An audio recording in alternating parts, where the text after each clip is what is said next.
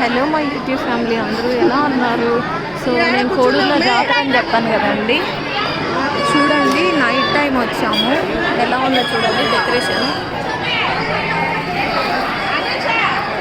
అక్కడ వేపాకులు కనిపిస్తున్న దగ్గర గంగమ్మను పెట్టారు. నైట్ అయితే మల్లెపూలతో బాగా అలంకరించేశారు, విడిపూలతో.